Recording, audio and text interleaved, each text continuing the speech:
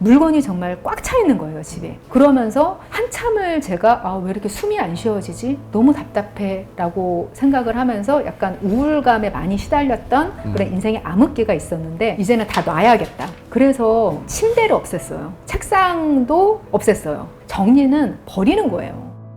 그 사람이 쇼핑하는 것들이 그 사람을 말해준다. 부티와 사치는 다르다. 사람 망치고 좋은 기운 쫓아내는 물건이 있다. 스트레스 풀 때는 이걸 사라. 인생에서 지워야 할 친구는 이런 사람이다. 진심에도 돈이 필요하다. 이런 얘기를 어디서도 들으실 수 없으실 거예요. 그리고 또 이런 얘기를 주변에 해주는 사람도 없죠. 오늘 이걸 다 해결할 수 있습니다. 오늘은 사람 심리를 정말 마이크로하게 파악을 해서 정말 우리를 따라다니는 걱정과 불안, 이걸 정말 속 시원하게 만들어 주실 수 있는 심리 에세이 작가시죠. 남인숙 작가님 모셨습니다. 어서 오세요. 네, 안녕하세요. 예, 반갑습니다. 저희 하와이 데저텍 구독자님들께 간단히 인사 한번 부탁드리겠습니다. 하와이 데저텍 구독자 여러분 안녕하세요. 책을 쓰는 작가 남인숙입니다. 만나서 반갑습니다. 본론부터 바로 한번 들어가 볼게요. 낭비, 물건 정리에 대한 이야기들을 할 수 있을 것 같은데요. 작가님께서 쇼핑하는 것들이 그 사람을 말해준다라는 말씀을 해주셨어요. 이 부분에 대해서 먼저 한번 이게 어떤 의미인지 한번 말씀해 주실 수 있으실까요? 쇼핑은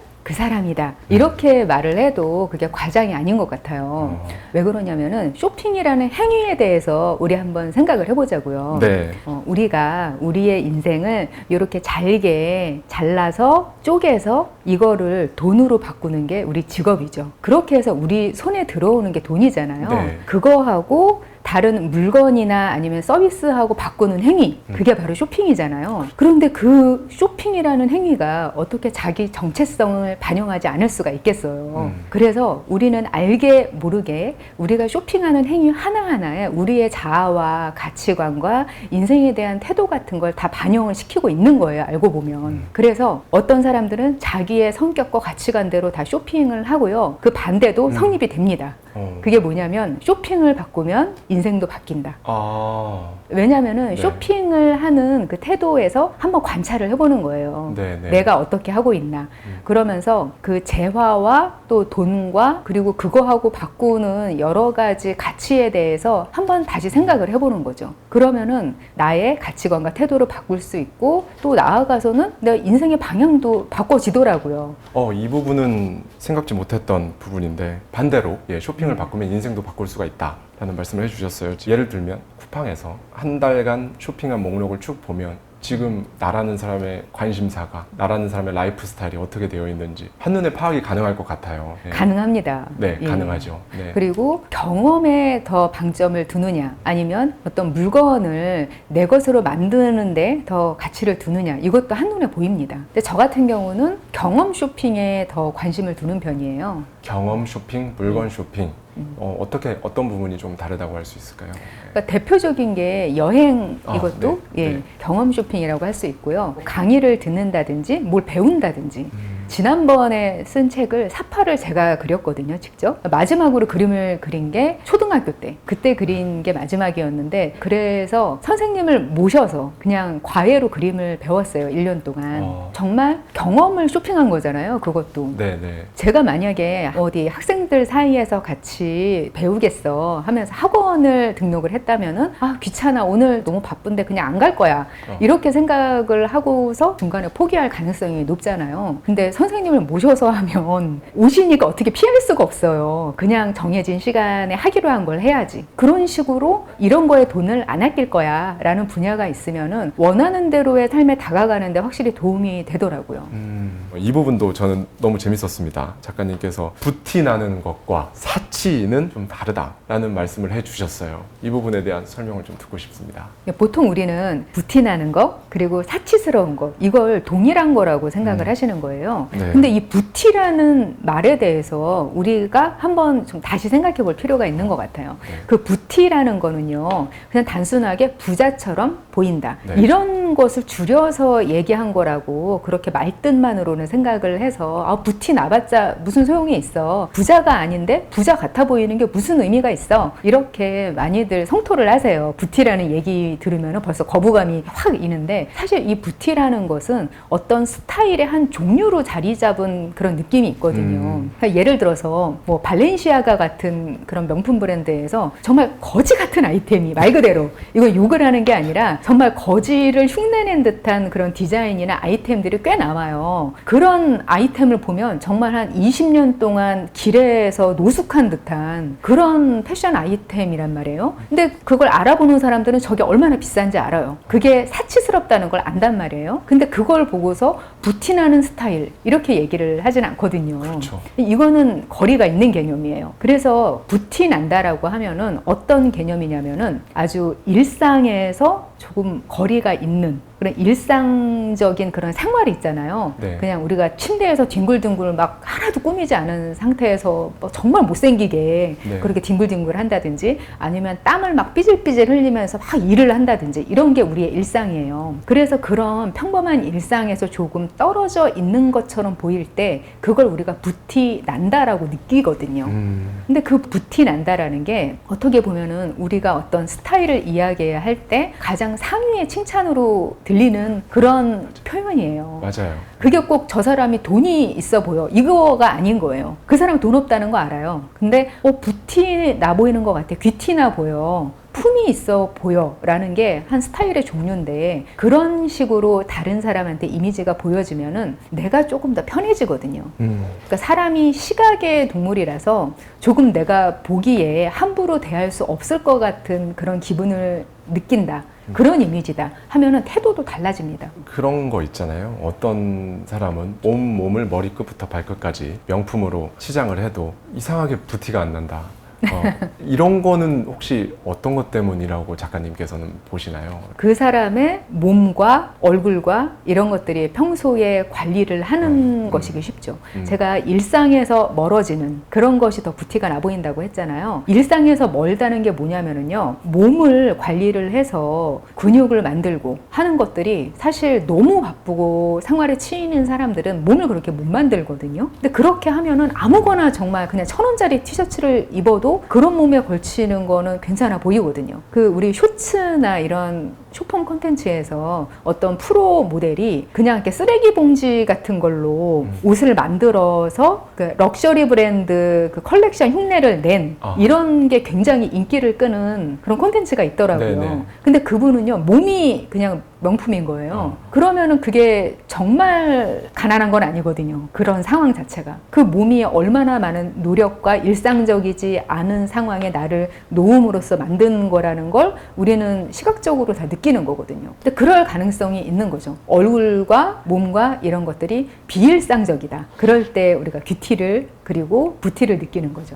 그 부티와 귀티 품위 이런 것은요 기본적으로 여유에서 나와요. 이 여유라는 게 무언가에 쫓기지 않고 산다는 것의 의미거든요. 그게 반영되면은 태도건 외모건 또는 뭐 말하는 거건 움직이는 거건 다 사람이 좀 더 귀티가 나 보이고 부티가 나 보이는 거죠. 근데 저 같은 경우는 그런 게 있어요. 그러니까 어디서 약속을 굉장히 잘 지키는 사람을 봐요. 근데 그 사람들은 항상 일찍 와서 이렇게 천천히 제 시간에 맞춰서 들어와요. 근데 그런 태도가 굉장히 있어 보입니다. 근데 그 반대의 경우를 한번 생각해 볼게요. 항상 늦는 사람이 있어요. 그래서 항상 이렇게 허겁지겁 막 이렇게 맞춰서 한 5분쯤 늦어요. 5분이나 10분 이상 그 정도 늦고서 숨이 막 턱에 닿아서 땀을 막 흘리면서 들어와요. 그러면서 죄송합니다 이러면서 굽신굽신 그러면서 허겁지겁 자리에 앉고 이런 게 일상이잖아요. 그러면 정말 없어 보입니다. 지금 작가님의 이 말씀을 듣고 여기 계신 저희 PD님들과 왜 이렇게 작가님과 찔려하시는 분들이 모두가 많으신 거예요? 굉장히 찔려하시는데 모두가 찔려하시는데 많이 익숙한 장면 갑자기 확 와닿는 느낌이 들고요. 결국은 돈을 써야 어쨌든 부티나게 보일 수 있지 않을까라고 생각을 하는데 돈을 안 쓰고도 부티가 날 수 있는 방법은 그럼 혹시 있을까요? 방금 제가 태도에 관한 이야기를 말씀을 드렸는데요. 다 일상에서 조금 멀어지는 걸 흉내내면 돼요. 근데 그러면서 돈이 안 드는 건 뭘까? 이거 방금 말씀드린 것처럼 지각 안 하는 거, 조금 여유 있게 움직이는 거, 그리고 너무 뭐든지 조급하게 굴지 않는 거. 아, 뭐 괜찮아, 천천히 해도 돼 라는 생각을 하면서 좀 일찍 움직여서 그렇게 서두르지 않게 모든 걸 다 좀 세팅해 놓는 이런 습관이 있으면은 사람이 왠지 여유 있어 보이는데, 그게 굉장히 어딘가 모르게 좀 저 사람은 왜 이렇게 부티가 나 보이지? 이런 사람들이 대부분 그렇거든요. 여유 있어 보이는 태도, 이거를 몸에 들이면 돈이 안 들면서 어딘지 모르게 부티가 나고요. 그리고 뭐 비싼 옷이 아니라도 그 옷을 좀 잘 관리해서 입으시면은 그 옷 가격대가 달라 보여요. 다림질에 돈이 그렇게 들진 않거든요. 우리는 그 비일상성을 표현을 하기 위해서 돈 대신 시간을 조금 더 쓰면 됩니다. 많은 분들이 어떻게 보면 이 최저가를 온라인에서 찾아서 이제 많이들 시간을 들이시는데 이거 시간 낭비라고 보시나요? 아니면 해볼 만한 가치가 있다고, 나름 가치가 있는 행동이라고 한번 보시나요? 작가님께서는? 저 같은 경우는요. 네. 한두 번 정도는 한번 치열하게 해봐라. 그것도 경험을 해봐라. 이렇게 말씀드리고 싶어요. 왜냐면은요, 우리가 검색을 통해서 어디가 또 어떤 물건을 어떻게 검색하면은 더 1,000원이라도 싼 것인가, 이걸 검색을 하다 보면은요, 뭘 발견하게 되냐면 우리가 정보를 갖고 있느냐에 따라서 얼마나 손해를 많이 보고 그렇지 않을 수 있느냐, 이걸 느끼게 되거든요. 사실 제가 한번 세탁 건조기와 세탁기를 같이 사본 적이 있어요. 네. 근데 검색을 해봤거든요. 그랬는데 그거 아세요? 그 세탁기하고 건조기는 한 층으로 이렇게 쌓아서 그걸 나란히 놓는데 모델이 맞아야만 올려놓을 수가 있어요. 맞습니다. 그런데 그걸 사람들이 헷갈리게 생각을 한단 말이에요. 그래서 제가 따로 한번 검색을 해보고 세트로 파는 것도 어떤가 하고 검색을 해본 거예요. 그러면서 뭔가 세탁기와 건조기를 한꺼번에 사면 더 싸게 해주지 않을까? 그러니까 뭐든지 그렇잖아요. 많이 사면은 할인을 해주는 게 우리가 생각하는 상식이잖아요. 네. 그런데 같이 세트로 사는 게 똑같은 모델을 따로따로 사는 것보다 20-30만 원이 더 비싼 거예요. 왜 그런 거죠, 그거? 그게 그 정보의 값인 거예요. 아. 무언가 사람들이 머리 아파서 아 몰라 그냥 이거 맞는 거 세트로 살래. 조금 마음 편하게 사는 사람들이 그 값을 치르는 거고요. 사실은 따로 한 번이라도 검색을 해보는 사람은 그 30만 원 아껴서 살 수가 있는 거죠. 세트로 구성되어 있는 걸 딱 결제하는 게 오히려 20-30만 원이 더 비싼 거군요. 그렇죠. 근데 지금도 그런지는 모르겠어요. 그게 또 몇 년 전에 그 시즌의 일이기 때문에 잘 모르겠는데 그때 깨달은 거죠. 아, 정보의 값이 이렇게 비싼 거구나. 근데 이걸 한번 체감을 하잖아요. 그러면은 검색을 저절로 하게 되거든요. 검색을 하게 되면서 조금 더 싸게 할 수 있는가, 이것에 대해서 나름의 프로세스가 생겨요.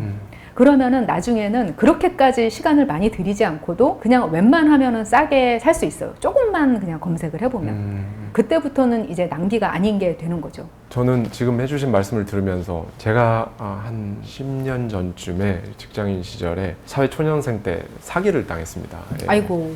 부동산 투자 분양 사기를 당했었는데, 그때 이제 제가 느꼈던 게, 아니 이렇게 온라인으로 무언가 물건을 살 때는 그렇게 리뷰도 보고 검색해보고 후기가 어떤지 실제 막 찾아보기도 하고 그렇게 공을 들이는데, 아니 이런 큰 돈 들어가는 땅에다 투자를 하는데 제대로 알아보지도 않고 임장조차 가보지 않고 아이고. 그냥 지인의 말만 듣고 그렇게 사서 사기를 당하고, 거기서부터 어떻게 보면 저라는 사람의 내러티브가 시작이 되었죠. 이제 그 일을 계기로 작가님 말씀 들어보면 이제 그런 거를 한두 번 해보게 되면 아, 이렇게 하는 게 정보의 값이구나. 그리고 또 내가 이렇게 해서 검색을 하면 이게 싸게 살 수 있구나, 이런 걸 한두 번 알게 되면 이제 그 시간도 점점 줄어들게 될 테고, 네. 이게 정말 중요한 물건을 산다거나 혹은 중요한 내 돈이 들어가는 어떤 행위를 한다고 할 때 그런 일종의 태도 같은 것들이 도움이 되지 않을까, 나라는 사람의 어떤 결정, 소비 또는 투자를 하는 데 있어서 도움이 되지 않을까라는 생각도 드네요. 이 부분에 대해서도 작가님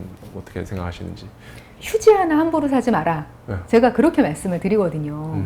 그러니까 휴지 하나를 함부로 사는 사람이 집도 함부로 사고 결혼도 이상하게 하고 투자도 이상하게 할 가능성이 있다. 공감합니다. 네. 그러니까 무언가 사는 태도를 한번 돌아보면서 내가 어떤 식으로 선택을 하는 사람인지 한번 돌아봐라. 그래서 무언가 선택하는 연습을 쇼핑이라고 생각해보자. 그렇게 제안을 하는 거죠. 작가님께서 이렇게 관찰해 보셨을 때 사람들이 옷 같은 물건을 사는 것보다 먹는 거에 좀 더 관대한, 좀 덜 아깝다고 생각하는 그런 경향이 있죠. 그렇죠. 예, 이건 왜 그런 걸까요? 그게 효용성에 관한 문제인데요. 예, 뭐 옷을 산다든지 물건을 산다든지 이거는 당장 구매를 하려고 하긴 하지만 이게 입었을 때 나한테 잘 어울릴까? 그리고 자주 입게 될까? 그런 걸 확실히 모르잖아요. 그렇기 때문에 돈을 들인 만큼 이게 나한테 뭔가 가치가 있을 거라는 게 보장이 일단 안 돼 있어요. 그리고 그것을 소장하고 있는 거에 따른 대가가 책임으로 따라와요. 이게 있는 만큼 공간을 차지하잖아요. 그리고 내가 신경 써서 이걸 관리를 하고 나중에 정리를 하게 될 때도 고통스러워요. 내가 이걸 샀는데 2번 입었는데 왠지 버려야 될 것 같아.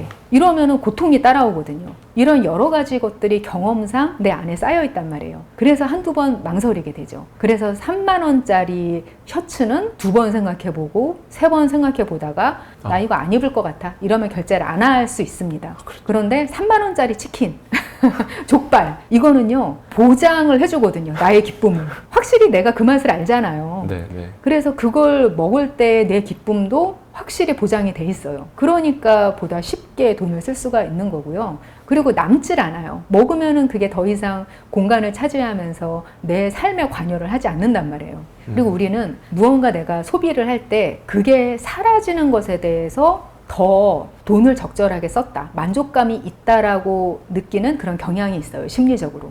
맞습니다. 그 작가님께서 해주신 말씀 중에 스트레스를 받을 때는 사라지는 거에 소비를 해라 라는 말씀을 해주셨는데 지금 약간 맞닿아 있는 것 같아요. 지금 해주시는 말씀하고요.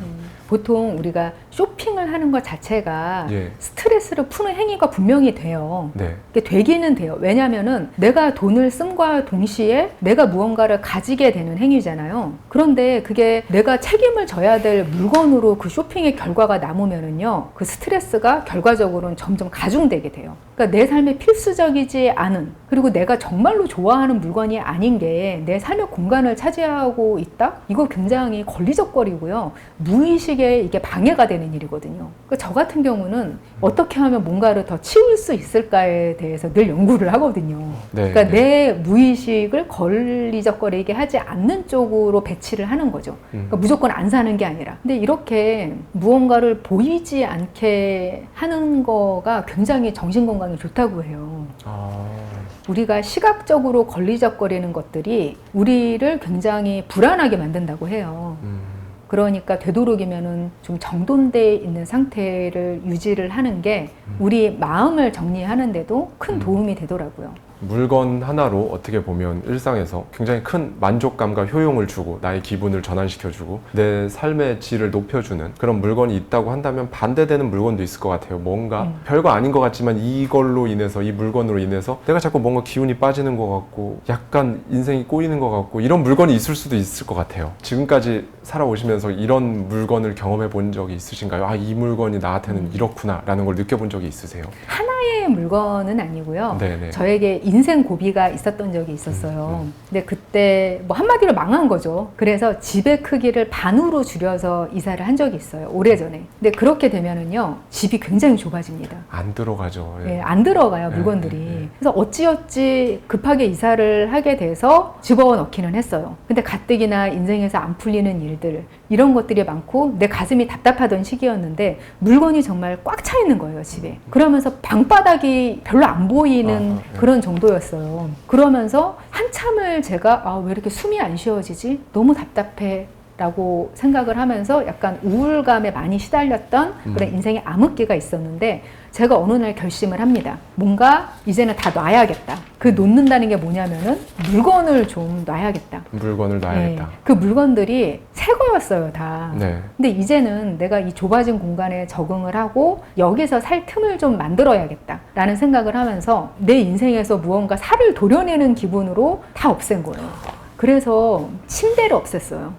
침대 없이 못 자는데 침대를 없앴고요. 책상도 없앴어요. 작가님이신데 책상을 없애셨네요. 그냥 이렇게 상 펴서 상 펴서 그냥 하고 소파 하나 남기고 그냥 가구 종류를 다 없애버린 거예요. 그렇게 하고 나니까 이제 방바닥이 보여요. 근데 그러면서 손해를 많이 봤죠. 근데 그때의 경험이 저는 굉장히 소중해요. 그러니까 무언가 내 삶에 아주 필수적인 게 뭔가에 대해서 생각을 해봤고 공간을 제가 확보를 하면서 이게 얼마나 소중한 것인가에 대한 체감을 했어요. 서울의 집값 비싸잖아요. 그렇죠. 비쌉니다. 그런데 이걸 입지 않는 옷, 내가 사용하지 않는 그런 물건, 이게 내가 버리기가 아까워서 얘를 모셔두는데 물건이 한 평 차지하는 건 쉬운 일이에요. 근데 공간을 월세를 대신 내주고 있는 거예요. 그 쓰지 않는 물건을 위해서. 내가 좋아하지 않는 물건들 월세를 내가 내준다? 이렇게 생각하면 너무 소름 끼치지 않나요? 그렇네요. 그러니까 그렇게 생각을 하니까 정말 내 삶에서 가장 필요한 게 뭘까에 대해서 집중을 하게 되더라고요. 그 물건들을 한번 그 인생 위기의 순간에 정리를 하면서 정말 가장 필요하다고 생각했던 그런 것들을 제가 다 버렸잖아요. 버리고 싸게 팔고 이렇게 하는 과정에서 가장 내 인생의 핵심이 뭘까? 그거에 대해서 생각을 했고 무언가 결단하는 연습을 했어요. 선택의 순간에 이거는 좀 그렇지 않을까 할 때 아니야. 이거는 가장 필수적인 게 아니야. 없이 살아보자. 이렇게 무언가 용기를 내서 결정을 할 수 있는 연습이 되더라고요. 그리고 그런 태도가 나중에 제가 일을 하고 또 제 인생에서 어떤 여러 가지 것들을 경영해 나갈 때 좋은 선택을 하는데 도움이 되더라고요. 그리고 제가 원하는 삶에 집중하는 연습도 됐어요. 결국 모든 물건은 소모품이다 라는 말에 대해서 작가님의 생각을 듣고 싶습니다. 모든 물건을 그냥 소모품이라고 생각하는 게 오히려 물건을 고를 때 더 현명한 방법이고 만족도가 높다. 이런 걸 결과론적으로 일단 말씀을 드린 건데요. 그 이유를 제가 지금부터 말씀을 드릴게요. 네. 이게 뭐냐면은 제가 모자를 하나 해변에 가기 위해서 사려고 했어요. 네. 근데 뭘 사야 될지를 모르겠는 거예요. 생각을 여러 가지를 하다 보니까 발리에 가서 햇빛을 가리는 그런 용도로도 쓰고 싶은데 그렇게 해변에서만 쓰는 거 말고 여름에 일상생활에서도 쓰고 싶어. 그리고 보관하기에도 좀 편했으면 좋겠어. 뭐 이런 여러 가지 생각들을 복잡하게 한 거예요. 근데 그러다가 제가 결정을 하나 내린 거예요. 그냥 나 그 모자 발리에 버리고 올래. 그렇게 생각을 했어요. 근데 그렇게 하니까 갑자기 선택의 폭이 확 좁아지죠. 그냥 챙이 크면 돼요. 햇빛을 아주 잘 가려주면 되는 거죠. 그래서 그렇게 사가지고 발리에서 너무 잘 쓴 거예요. 정말 사진도 너무 잘 나오고 햇빛도 만족스럽게 잘 가려지고 근데 이게 접혀서 옷장에 들어가는 사이즈는 또 약간 불편한 그런 사이즈긴 했어요. 근데 버리고 올 생각이었으니까 그냥 사들고 간 거죠. 근데 너무 만족스러웠는데요. 그 물건이 제가 한번 알아맞혀 보세요. 그걸 발리에 버리고 왔을까요? 아니면 가지고 왔을까요? 가지고 오셨을 것 같은데. 맞추셨네요. 네. 그러니까 제가 그냥 버리고 오겠다고 생각해서 목적에 맞게 맞춤으로 이걸 소비를 하니까 너무 만족스러웠던 거예요. 그러니까 그 만족감을 가지고 조금 불편을 감수해도 되겠다라는 생각이 들었어요. 그래서 가지고 왔죠. 뭔가 햇빛을 정말 피해야 되는 그런 상황이 있는데 그때는 어김없이 거기에 손이 가는 거예요. 그러니까 이게 소모품이다. 내가 소장하는 물건이 아니다라는 생각을 가지고 좁은 관점에서 만족시키는 식으로 쇼핑을 하면요. 의외로 그게 만족스러워요. 그러니까 이거에도 쓰고 이거에도 쓸 거야. 이런 물건 중에서 만족감을 주는 게 별로 없어요. 우리가 뭐 리버시블 뭐 자켓 이런 거 있잖아요. 그렇죠. 예. 그런 거 뭐 뒤집어서도 입고 뭐 이런 게 있는데 한 번도 뒤집어서 입은 적이 없어요. 그러니까 그게 어느 한쪽이 더 나아지게 되어 있거든요. 그래서 우리는 뭔가 멀티 기능을 가진 걸 원할 때 그 단 하나도 만족시키지 못하는 경험을 굉장히 많이 하게 되거든요. 그래서 여기도 쓰고 여기도 쓰고 여기도 쓸 거야. 이런 식으로 하면 다 실패합니다. 작가님께서 이런 말씀해 주셨어요. 좋은 물건을 잘 사는 사람이 사실 가장 잘하는 건 정리다 라는 말씀을 해 주셨는데요.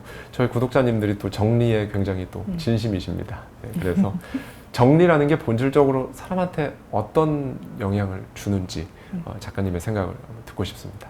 제 인생은 정리를 통해서 좀 전환점을 맞았다 이렇게 생각을 할 정도로 정리가 그 정도로 중요하거든요. 그러니까 정리를 한다는 거는 잘 모르시는 분들은 어떻게 생각을 하냐면은 무언가 물건이 있을 때 잘 배열하는 거, 뭔가 보기 좋게 딱 맞춰서 줄 세우는 거, 맞아요. 이걸 정리라고 생각을 하시는데 사실은 그렇지 않거든요. 정리는 버리는 거예요. 버리고서 이 물건이 아무리 흐트러져 있어도 그렇게까지 이게 나를 거슬리게 하지 않는 거, 그게 바로 정리거든요. 그리고 물건이 어디에 있는지 그걸 다 파악할 수 있을 정도는 돼야 된다고 생각을 해요. 그러니까 저 같은 경우는 집이 그렇게 좁지가 않아요. 두 사람이 지금은 살고 있는데 근데 집에서 물건이 어디에 있는지 1초 안에 다 찾을 수 있어요, 저는. 그러니까 항상 그것을 배려를 하거나 보기 좋게 그렇게 해놓지는 않아요, 저는. 근데 물건이 제자리를 가지고 있게 만드는 거죠. 그렇게 되면 뭐가 있냐면요. 우리가 물건을 찾는 데 있어서 1년에서 한 5년 정도를 소비를 한다고 해요. 평생 동안. 1년에서 5년. 네. 그럴 것 같아요. 사람에 예. 따라서. 예, 진짜로 그럴 것 같아요. 하루 종일 찾는 날도 있잖아요, 뭔가를.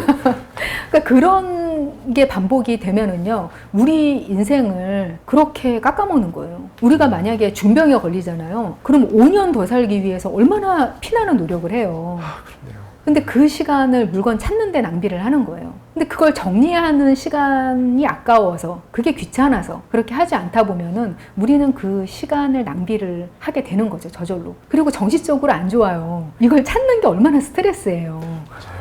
이거 여기 있었던 것 같은데 하면서 네. 막 찾고 하는 것들이 내 집중을 막 흐트리는 그런 게 있거든요. 그래서 그 정리는 그런 개념인 것 같아요. 필요 없는 물건이 이걸 자리하고 있으면은요, 내가 찾는 물건이 쉽게 눈에 안 띄어요. 저는 무조건 보여야만 물건이 있다, 이렇게 생각을 하고 정리를 하거든요.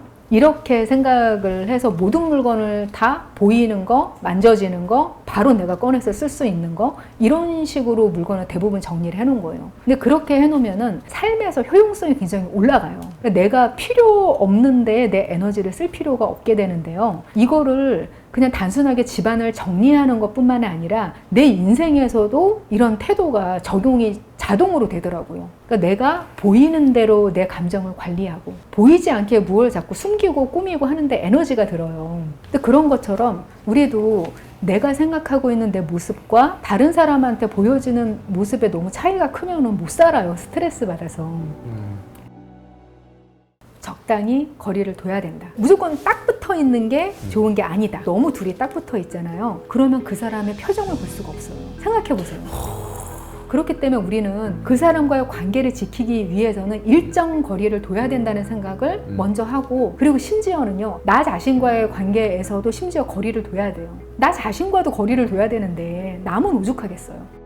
작가님의 가장 최근 저서죠. 어른 수업에 보면은 사람과 사람 사이의 관계에 대한 통찰들이 많이 녹아 있어요. 이 중에서도 저는 가장 인상 깊었던 게 관계 사냥꾼이라는 말이었는데요. 그리고 또 유난히 인간관계를 서툴고 어려워하는 사람들이 어떤 방식으로 이걸 풀어나가는지, 이런 부분에 대해서 한번 작가님께 여쭙고 싶습니다. 관계 서툰 분들이 굉장히 고민 상담을 많이 해오세요. 네. 친구가 필요해요. 너무 외로워요. 근데 지금 친구가 뭐 한 명도 없고 저 너무 혼자 있는데 외로워서 사귀고 싶은데 제가 다가고 노력을 하는데 너무 안 돼요. 이런 분들이 많으신데요. 그런 분들을 제가 가만히 밀도 있게 현미경으로 들여다보듯이 그렇게 보고, 또 현실 세계에서도 그런 분들을 보면 공통점이 하나 있는데요. 말씀하신 관계 사냥꾼의 기질을 갖고 있는 거예요.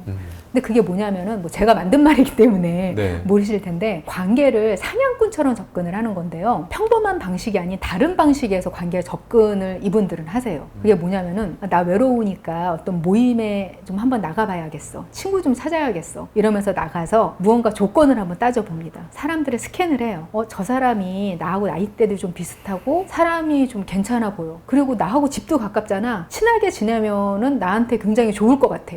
이렇게 생각을 하면서 그 사람을 목표로 삼습니다. 그래서 뭔가 다가가기도 하고 연락도 한번 해보고, 좀 우리 친하게 지내요, 뭐 이렇게 용기 내서 한번 말도 한번 해보고, 그리고 뭐 선물도 해보고 뭔가 노력을 합니다. 근데 이게 잘 안 돼요. 그게 왜 그러냐면은, 목적을 가지고, 근데 그 목적이라는 게 우리는 꼭 뭐 돈을 뜯어낼 거야, 뭐 이득을 볼 거야, 이것만이 목적이 아니에요. 뚜렷하게 이 사람하고 좀 친해지고 싶어, 이런 걸 너무 뚜렷하게 가지고 사람에게 접근하는 건요, 의외로 무서운 일이에요.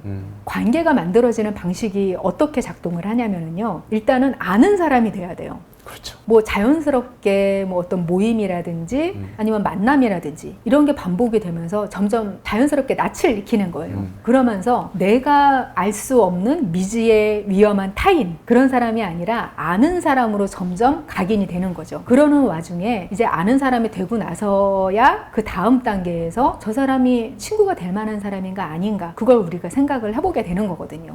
그런데 이 관계 사냥꾼인 분들은 그냥 훅 하고 다음 단계로 넘어가는 거예요. 아는 사람이 되기 전에 친한 사람으로 단계를 뛰어넘는 거죠. 근데 그렇게 누구든지 나를 목적으로 해서 다가오면은 누구나 경계심을 가지고 무장을 하게 돼요. 경계를 하게 되고. 그거는 누구나 다 마찬가지예요. 그렇기 때문에 그 관계 사냥꾼으로 접근하지 마시고 먼저 출석 도장을 찍는다. 얼굴 도장을 찍는다. 이런 개념으로 자주 보고 너무 그 사람한테 목적의식을 가지고 그렇게 다가가지 않으면 좋겠다. 그냥 자주 마주치는 사람이 되고 어쩌다가 소통을 하게 되면 친절하면 돼요. 우리는 다정한 사람으로 나 혼자 그냥 가만히 있으면 돼요. 그리고 사람들한테 자연스럽게 섞이는 거죠. 그러면은 친구가 돼요, 다. 친구에 대해서 한번 얘기를 해보자면 사실 이 친구라는 존재가 세상에서 가장 특수한 관계가 아닐까라는 생각을 해보기도 했습니다만, 왜냐하면 어떤 뭐 의무가 있는 것도 아니고 책임이 있는 것도 아니고, 근데 또 한없이 가까울 수도 있고 또 한없이 갑자기 멀어질 수도 있고, 작가님께서는 친구의 존재에 대해서 어떻게 생각을 하고 계세요? 그 친구의 범위에 대해서 사람들이 다 다르게 생각을 해요. 그런데 저 같은 경우는 조금 더 넓습니다. 그런 의미에서는 관계가 좀 많은 게 좋다고 생각을 해요. 뭐 제가 예를 한번 들어볼게요. 그러니까 하대님 같은 경우는 매일매일 연락하는 친구 한 명이 있는 사람, 이 사람을 A라고 해볼게요. 예. 그리고 다른 한 사람은 1년에 한 번 연락하는 사람이 10명 있는 사람이 있어요. 네. 그러면 만약에 둘 중 하나만 선택을 할 수 있다면 네. A하고 B 중에서 누가 더 건강한 관계를 갖는 그런 사람인 것 같으세요? 저는 B가 좀 더 건강하지 않을까라고 생각을 합니다. 저도 그렇게 생각을 하고요. 네. 많은 심리학자들과 정신과 의사분들 네. 이런 분들이 얘기를 많이 그렇게 하세요. 그게 더 차라리 건강하다. 관계가 좁고 너무 하나로만 집중돼 네, 있으면은 굉장히 이게 건강하지 않은 쪽으로 발현되기가 쉽거든요. 네. 관계가 하나만 있잖아요. 거기에 예민해지게 돼요. 또 시야도 좁게 되고 만약에 그 관계를 잃었을 때 타격이 너무 커요.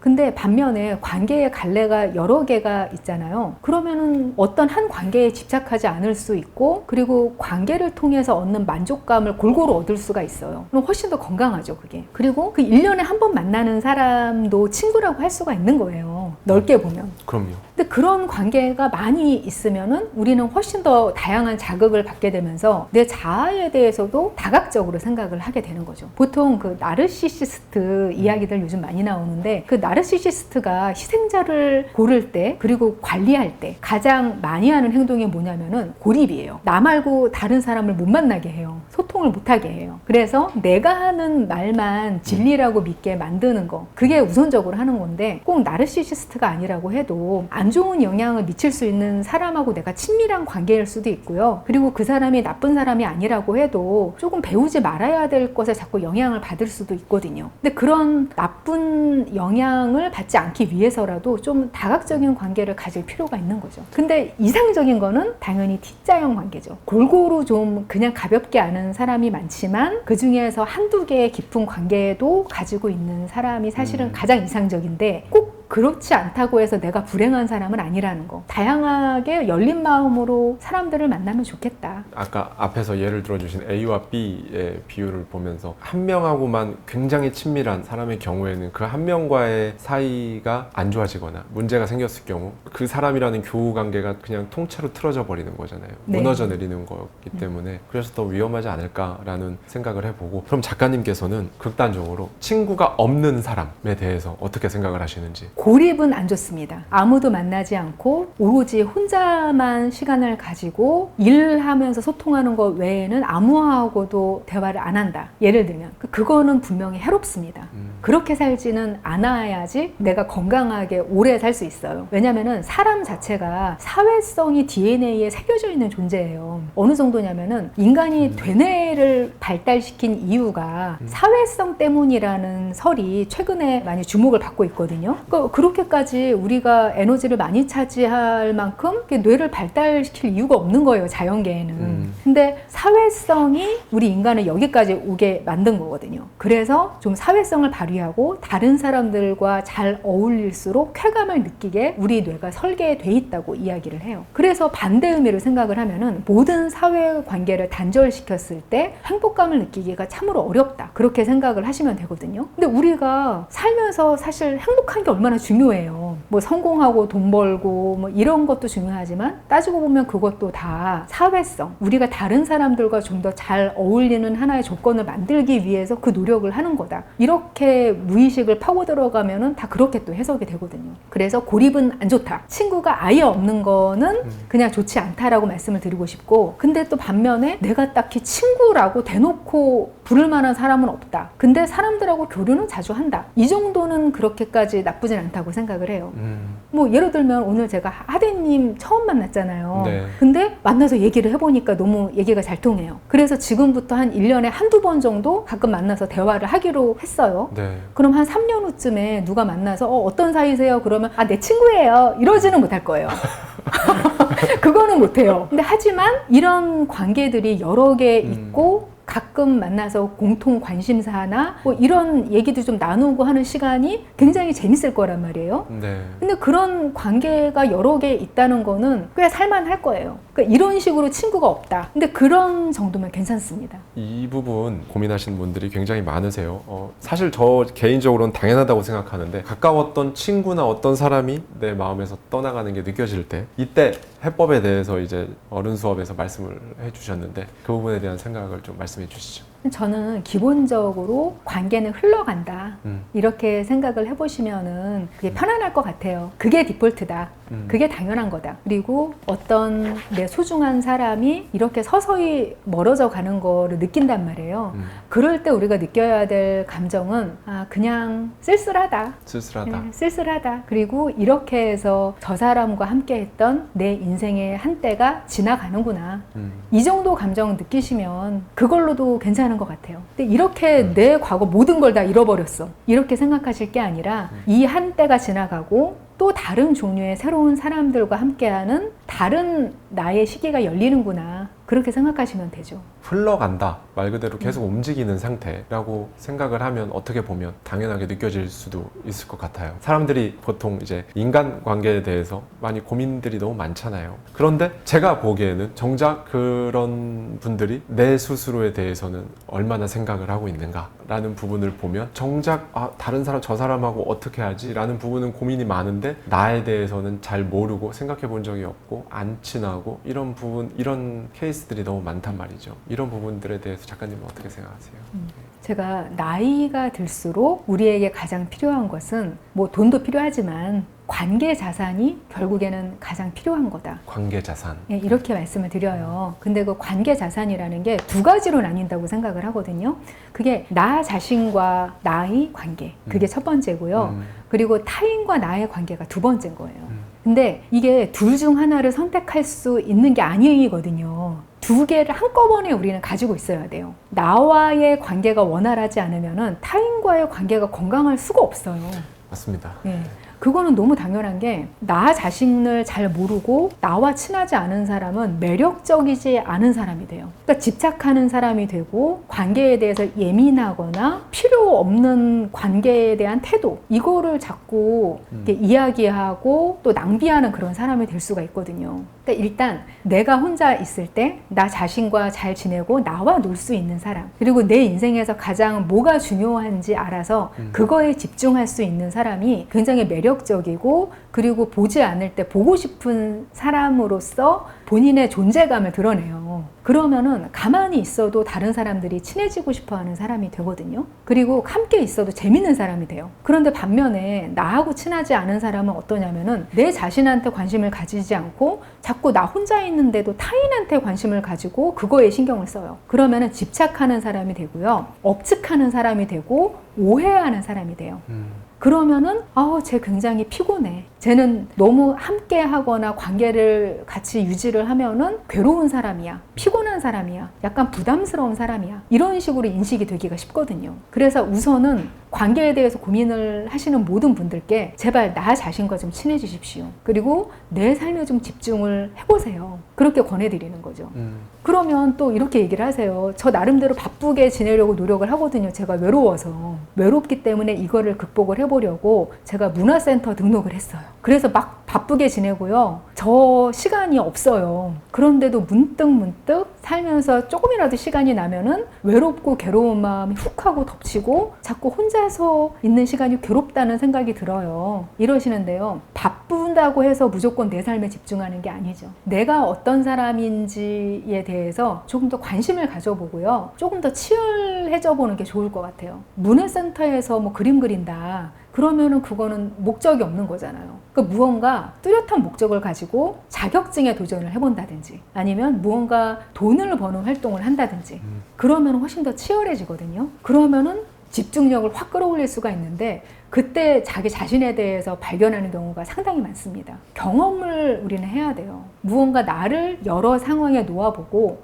그 상황 앞에서 내가 어떻게 반응하는지를 관찰을 해보시라는 거예요. 그러면 나는 이런 걸 좋아하는 사람이구나. 이런 걸 하나하나 그 경험 앞에서만 깨달을 수 있는 게 많아요. 근데 그렇게 하지 않고 무언가 리스크가 없고 어렵지도 않고 이런 경험 앞에서만 자꾸 나를 몰고 바쁘게 만들고 이런다고 해서 나 자신 알 수 있는 건 아니거든요. 조금 더 치열한 상황에 골고루 좀 앞에 놔보셨으면 좋겠어요. 그래서 제가 사회 초년생 분들이 어떻게 하면 제 진로를 찾을 수 있을까요? 저 자신을 알려면 어떻게 해야 될까요? 라는 질문을 할 때 알바도 좀 많이 해보시고 무언가 인턴이라든지 좀 취업도 먼저 해보시고 그런 식으로 경험을 우선 빨리 쌓으세요. 그러면 저절로 그걸 알게 됩니다. 이렇게 이야기를 하죠. 근데 그게 꼰대 발언 이런 게 아니고요. 실제로 모든 좀 괜찮게 삶을 경영해 나가는 사람들의 공통점이거든요. 자기 자신과 친한 사람, 남보다 자기 자신을 조금 더 빨리 알게 된 사람들이 그런 식으로 자신의 경험을 활용을 해요.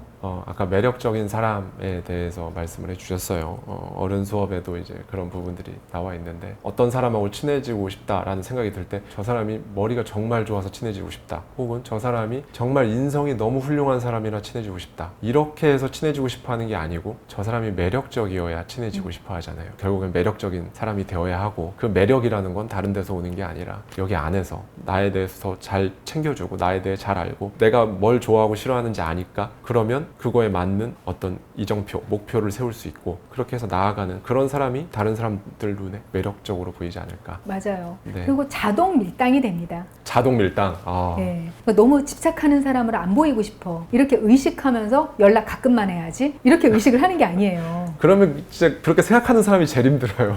그렇죠. 예. 그렇게 생각을 하면 그런 것도 너무 나도 피곤하고 그렇죠. 그리고 상대방이 바보가 아니라서 다 눈치를 챕니다.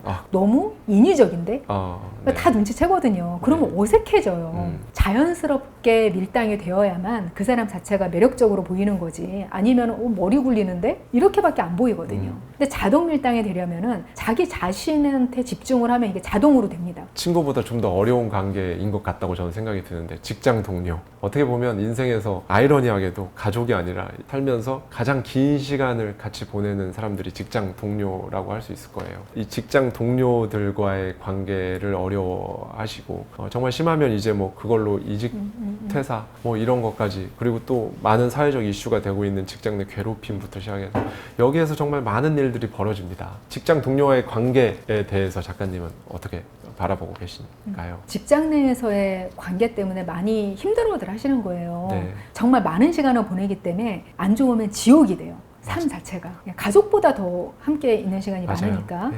근데 이런 분들 중에서 많이 힘들어 하시는 그런 게 뭐 유형은 여러 가지예요. 내가 여기에 새로 왔어. 취업을 했든지 부서 이동을 했든지 여기에서 나는 새로 온 사람인 거예요. 근데 적응을 계속 못하고 힘들어하는 분들을 예로 들어보면 노력을 너무 하시는 거예요.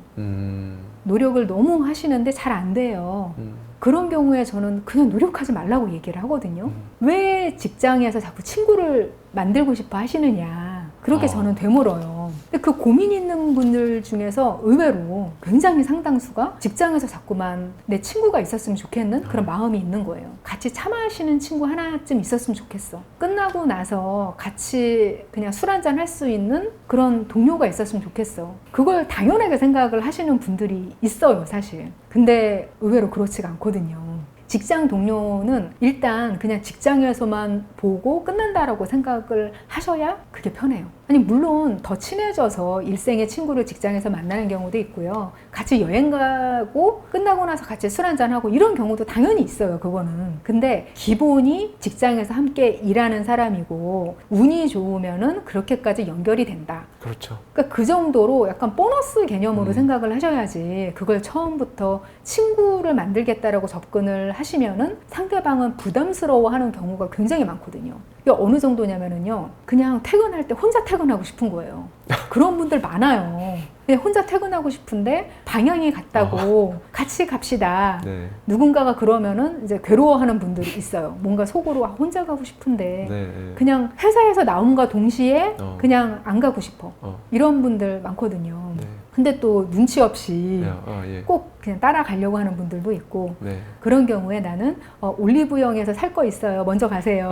아. 이렇게 얘기를 한다. 네. 그런 분들도 있는데 그럴 때 또 눈치 없이 어머 나도 올리브영에서 살 거 있는데 네.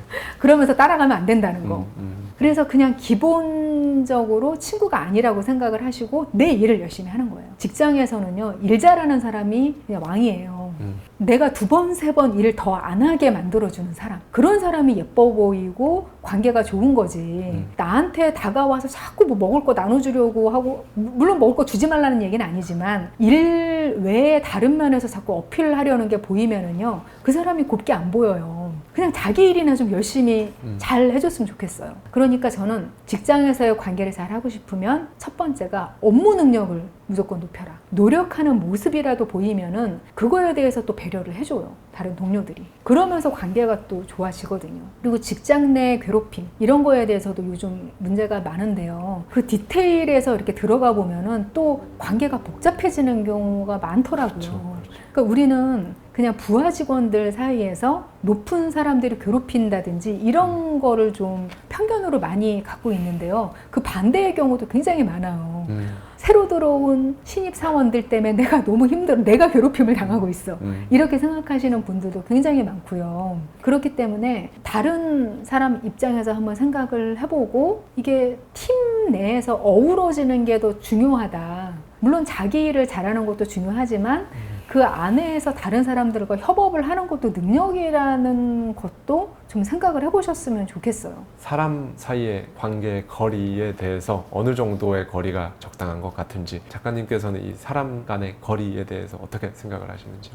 적당히 거리를 둬야 된다. 일단은 그게 기본 전제라고 생각을 기본 해요. 전제는 적당한 거리가 일단 필요하다. 무조건 딱 붙어 있는 게 좋은 게 아니다. 그렇게 생각을 해요. 왜냐면은요, 사람과 사람이 서로 좋아하는 사람이 있어요. 그게 연인이라고 해도 연인들은 스킨십이 많잖아요. 네. 그렇다고 해도 너무 둘이 딱 붙어 있잖아요. 그러면 그 사람의 표정을 볼 수가 없어요. 생각해 보세요. 그렇네요. 그렇죠. 너무 이렇게 딱 붙어서 옆으로 이렇게 볼 붙이고 있다고 생각을 해보세요. 그 사람이 그렇네요. 어떤 표정을 하고 지금 어떤 기분인지 내가 볼 수 없어요. 그렇네. 그러면은 이 사람이 힘들 때, 이 사람이 무언가를 필요로 할 때 내가 모를 수가 있어요. 그렇기 때문에 우리는 그 사람과의 관계를 지키기 위해서는 일정 거리를 둬야 된다는 생각을 먼저 하고 항상 의식을 해야 되고요. 그리고 심지어는요, 저 자신과의 관계, 나 자신과의 관계에서도 심지어 거리를 둬야 돼요. 이런 얘기 들어본 적 있죠. 시면을 들여다보고 있으면 그 시면이 나를 본다. 이건 니체가 한 명언인데요. 네. 뭐 해석이 분분하지만 그 시면이라는 게 뭐냐면요, 자아의 깊은 면이에요. 내 자신의 깊은 면을 너무 이걸 들여다보고 있으면은요, 거기에 내가 잡아먹히는 거예요. 너무 가까우면은요, 함정에 빠져요. 내 자신과도. 그래서 내가 느끼는 감정과 내가 하고 있는 생각, 이것도 좀 필요할 때는 거리를 두고 남의 일처럼 볼 수 있는 시각이 항상 필요해요. 우리는 나 자신과도 거리를 둬야 되는데 남은 오죽하겠어요. 우리는 적당한 거리를 두는데 다만 한 가지 필요한 전제 조건이 있습니다. 따뜻한 시선으로 보세요. 조금 떨어져서 따뜻하게 바라봐 주세요. 정말 사랑하는 사람하고 이렇게 볼 붙이고 있어야 된다고 생각하지 말고 조금 떨어져서 이 사람의 눈을 보는 거예요. 그러면 오히려 더 배려를 해주고 소통을 할 수가 있겠죠. 작가님, 그 어른 수업에 보면 진심에도 돈이 필요하다라는 부분이 나오잖아요. 정말 중요한 얘기 같아서 이 부분을 마지막으로, 이 진심에도 돈이 필요하다, 이거에 대한 작가님의 어떤 의미로 이런 표현을 써주셨는지 궁금합니다. 어떤 심리학자가 쓴 책에서 제가 이런 구절을 본 적이 있어요. 인색한 사람이 다른 면에서 관대할 가능성은 없다. 이걸로 저는 설명이 된다고 생각을 해요. 내 인생을 잘라서 바꿔오는 게 돈이잖아요. 그 소중한 걸 쓰기 싫은 사람, 그게 아까운 사람이 사실 소중할 수가 없거든요. 물론 내가 돈이 없어서 못 쓰는 거면은 당연히 그럴 수 있죠. 마음은 있지만. 그런데 어떤 사람을 보면은 정말 아까워서 인색한 사람들이 있어요. 그러면은 뭐 나에 대해서 그만큼 마음이 없다라고 생각을 해도 그게 아주 틀린 생각은 아니죠. 그래서 저는 인색한 사람하고는 그냥 적당히 거리 두면서 살아야겠다. 1단계, 2단계, 3단계 거리가 있으면은 3단계 정도로 거리 조절을 해야겠다. 이렇게 생각을 하게 되는 거죠. 그리고 만약에 정말 괜찮은 사람이 있고 마음이 있는 사람이면은 저 같은 경우에는 제가 돈을 쓰고 싶은 사람만 만나요. 아예. 그래서 저 사람이 뭐 돈을 쓰건 안 쓰건 그냥 상관하지 않을 것 같은 관계만 일단 만나서 돈을 쓰게 되니까 이제 저는 그 생각에서 좀 어느 정도 벗어나게 되는 것 같아요.